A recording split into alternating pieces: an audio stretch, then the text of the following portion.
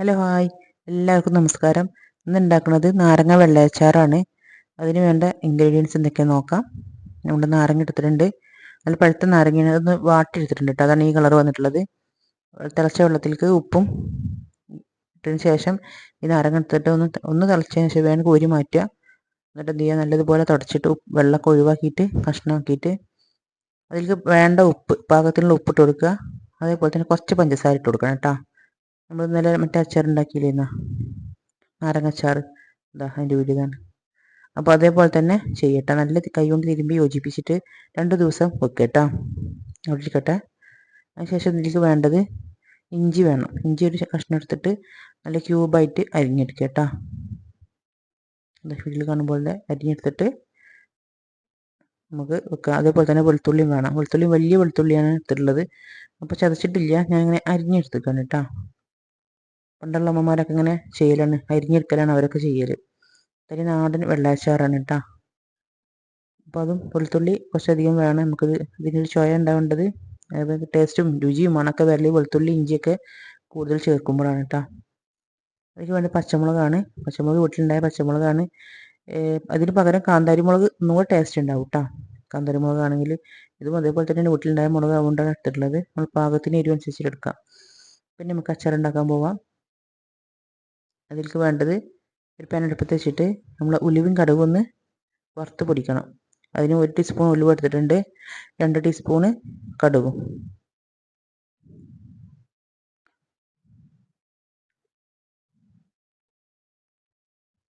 ഇതിലേക്ക് വേണ്ടത് ഒരു നല്ല ജീരകം, ഞാൻ എല്ലാ അച്ചാറിലും ഉപയോഗിക്കേണ്ടതാണ്, അത് ഇതിൽ ഉപയോഗിച്ചിട്ടുണ്ട്. ഒരു ഇത്തിരി ഉപയോഗിക്കാം കേട്ടോ, അതൊരു സീക്രട്ടാണ്. അച്ചാർ നല്ല ടേസ്റ്റും ഒരു രുചിയും മണമൊക്കെ വരുന്നത് ഈ ഒരു ജീരകം കൂടെ ചേർക്കുമ്പോൾ പ്രത്യേക ഒരു ഫ്ലേവർ വരും. നല്ലതുപോലെ റോസ്റ്റ് ചെയ്യുക. പെരുങ്കായം ഉണ്ടെങ്കിൽ ഇപ്പം ഇട്ട് കൊടുക്കുക. എന്നിട്ട് ഇത് സോഫ്റ്റ് ആക്കി എടുക്കുക. നമ്മളെ പപ്പായ അച്ചാറിൽ ചെയ്തില്ലേ, സെയിം അച്ചാറിന് ഒരേ കൂട്ടന്നെയാണ് വരുന്നത് കേട്ടോ. എല്ലാ അച്ചാറും ഇതുപോലെ തന്നെ. പിന്നെ ഫിഷ് അതേപോലെ നോൺ വെജ് ഇടുമ്പോഴാണ് കുറച്ചും കൂടി ഒരു മാറ്റം വരലുള്ളത്. അതെന്തായാലും ഒരു വീഡിയോയിലൊക്കെ ഉണ്ടാവും കേട്ടോ. അപ്പോൾ ഇത് നന്നായി പൊടിച്ചെടുക്കുക. തേയിലപ്പിരി പൊടിച്ചെടുക്കണം, നല്ല ഫൈൻ പേസ്റ്റായി എടുക്കരുത് കേട്ടോ. അടുത്തായിട്ട് വീണ്ടും ഫ്രൈ പാൻ വെച്ചതിന് ശേഷം അതിലേക്ക് എണ്ണ ഒഴിക്കുക. നല്ലെണ്ണയാണ് കേട്ടോ, എള്ളെണ്ണയാണ് ഒഴിക്കേണ്ടത്. എള്ളെണ്ണ ഒഴിച്ചതിന് ശേഷം അത് കടുക് ഉലുവ ഇട്ടിട്ട് പൊട്ടിക്കുക. എണ്ണ നല്ല ചൂടായതിന് ശേഷം മാത്രം കടുക് ഇട്ട് കൊടുക്കുക കേട്ടോ. അപ്പോഴാണ് ശരിക്കും അതിൻ്റെ കടുകിൻ്റെ എണ്ണ അതിലേക്ക് വരുള്ളൂ. നമ്മൾ കടുകെണ്ണ ഉപയോഗിക്കുന്നതിനൊക്കെ അതിന് പകരമാണ് നമ്മൾ ഈ കടുക് ചേർക്കുന്നത്. അതിൻ്റെ ഒരു ഓയിൽ അതിലേക്ക് ചേർന്നാൽ ആ ടേസ്റ്റ് വരല്. നല്ല പൊട്ടിയതിന് ശേഷം വെളുത്തുള്ളി ഇട്ട് കൊടുക്കുക, ഇഞ്ചി പച്ചമുളകെല്ലാം ഉപ്പിട്ടെടുത്തിട്ട് കറിവേപ്പില ഇപ്പിടുണ്ട് കേട്ടോ. ബാക്കിയുള്ള എല്ലാം ഇട്ടിട്ടൊന്ന് നല്ലതുപോലെ വഴറ്റിയെടുക്കുക. ഞാൻ പറഞ്ഞ ചിനമുളകാണെങ്കിൽ ഒന്നും കൂടെ ടേസ്റ്റ് ഉണ്ടാവും. ഇത് കുഴപ്പമില്ല, നമ്മൾ വീട്ടിലുണ്ടാക്കിയ മുളകാണല്ലോ.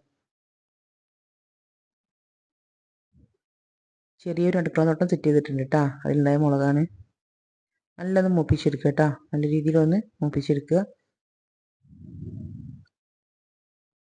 ഇതിലേക്കാണ് ബാക്കിയുള്ള ഇൻഗ്രീഡിയൻസ് ഇനി വേപ്പിൻ്റെ ഇട്ട് കൊടുക്കുക കേട്ടോ, മറന്നുപോയി പറയാൻ. കറിവേപ്പില ഇട്ട് കൊടുക്കുക. അധികം വഴറ്റണ്ട കേട്ടോ, കറിവേപ്പില ഇട്ടിട്ട് പിന്നെ അധികം തീ വേണ്ട, തീ കുറച്ച് വെക്കുക. പെരുങ്കായ കേട്ടോ, ഈ ടൈമിൽ വേണം പെരുങ്കായ ഇട്ട് കൊടുക്കാൻ.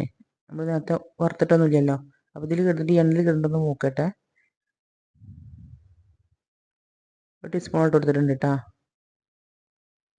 ഇങ്ങനെ അച്ചാറുണ്ട് നോക്കി നല്ല ടേസ്റ്റ് ആയിരിക്കും. പല മോഡലും ഉണ്ടല്ലോ, ഇപ്പോൾ യൂട്യൂബിൽ തന്നെ പല മോഡലും ഉണ്ട്. ഇതൊന്ന് ട്രൈ ആക്കി നോക്കിയിട്ടാ. പിന്നെ നമ്മൾ പൊടിച്ച് വെച്ച മസാലക്കൂട്ടുണ്ടല്ലോ, അതിൽ നിന്ന് 2 ടീസ്പൂണോ അല്ലാന്നുണ്ടെങ്കിൽ 3 ടീസ്പൂണൊക്കെ ഇട്ട് കൊടുക്കുക. ഇതിപ്പോൾ കുറച്ച് അച്ചാറുള്ളൂ, 2.5 സ്പൂൺ കൊടുത്തിട്ടുണ്ട് കേട്ടോ.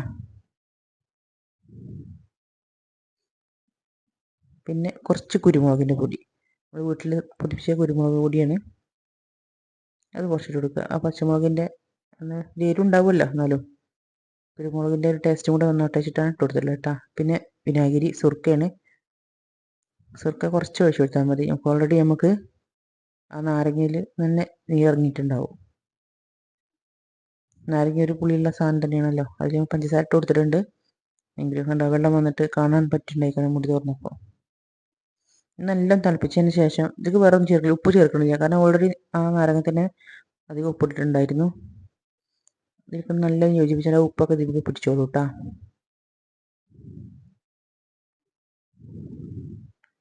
കണ്ടാൽ ഇങ്ങനെയൊന്നും വിചാരിക്കണ്ട, നല്ല ടേസ്റ്റാണ് കഴിക്കാൻ. ഉണ്ടാക്കി നോക്കി, നമ്മളെ കുട്ടികൾക്കൊക്കെ കൊടുക്കാൻ പറ്റിയൊരു അച്ചാറാണ്. അച്ചാറാണെങ്കിൽ ചോദിച്ചാലാണ്, അല്ല ഉപ്പിലിട്ടതാണ് ചോദിച്ചാൽ ഉപ്പിലിട്ടതാണ്. എന്തായാലും കുട്ടികൾക്ക് സ്കൂളിലൊക്കെ ഓരോ കഷ്ണമൊക്കെ കൊടുത്തിട്ടുണ്ടെങ്കിലൊക്കെ അവർ ഹാപ്പി ആയിരിക്കും.